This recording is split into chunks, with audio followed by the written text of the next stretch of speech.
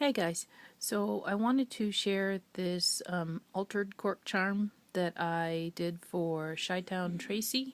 She is having her first, I think it's her first giveaway challenge for her 100 subbies mark, which I'm sure she's surpassed already.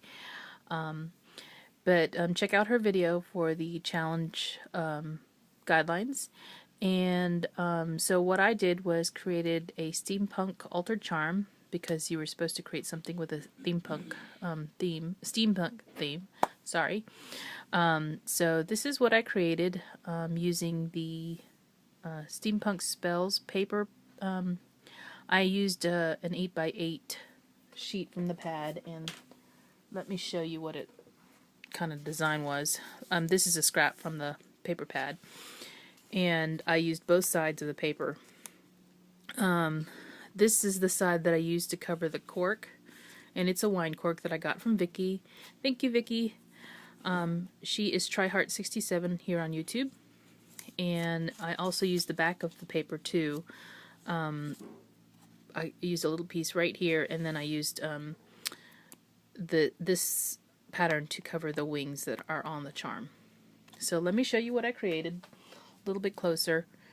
And so what I've done is, you can see that here's the cork, and it's hanging from one of those Tim Holtz swivel clasps, and I have one of the Tim Holtz metal pieces that says Artful on it, and there is the chain from the swivel clasp. Then I have a jump ring here, and then some, I think these are spare parts. What do you call it? I forgot what these are called now. Well, anyway, spare parts, metal embellishments, and then I have a also a metal flower here at the top. And then here's the cork, and the wings I cut from a Tim Holtz die. It's the die that has the heart and the wings and the crown on it. And then I also put some of the gears, that's what I meant to say, metal gears here on the front. There's 2 gears placed on here, and then there is one of these little nuts, I'm sorry, it's a screw from one of the also the metal embellishments that Tim Holtz has. And I just used the screw part because I wanted the dimension from it. There are some Wild Orchid Crafts roses here that I dyed black. They used to be cream. And then I used some chain that I have for making jewelry to go all the way around the piece. And then at the bottom I have a key. And I'll bring this a lot closer so you can see some of the detail on it. But I wanted to see you, I wanted you guys to see it hanging. So let me show you a little closer what this looks like. So here is the cork, and I think I could focus a little bit better. There we go. Here's the cork charm, and you can see here what I've done is I put the jump ring around the screw base here and connected it with some chain that goes all the way around the back. Here's the roses, and then you can see the paper. And all of this is glued onto the cork using fabric tack because it's quick drying and it really holds really well. So here is some of that chain, and this is an industrial chic metal embellishment that I have. Some more chain, and then here's the key, and then at the bottom you can see the cork. All I did was stain it with some vintage photo ink, and I used one of the Tim Holtz pins. It's a pin that you can use to put a message in, but the pin goes down into the cork and holds the gear in place, and the gear is also glued down with some fabric tack, but I didn't finish the bottom. So continuing around the side, as I said, I draped some of the chain to go around here, and it's looped up to the flower at the top, which has holes in it. And then here is 2, let me move this. Here is 2 of the different types of chain I used, kind of looped in the back.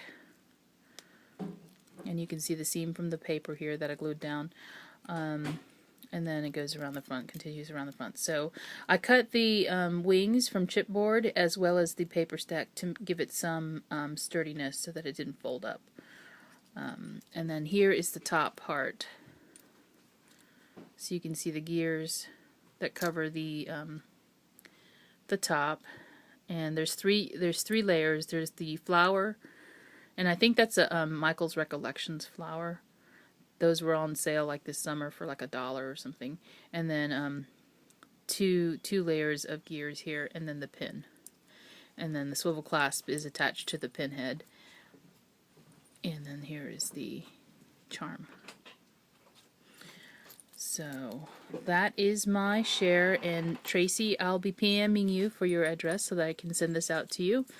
This is actually my first altered cork, as well as my first steampunk project. I wanted to start small. Oh, and I know I didn't show you guys the hat. I created the hat from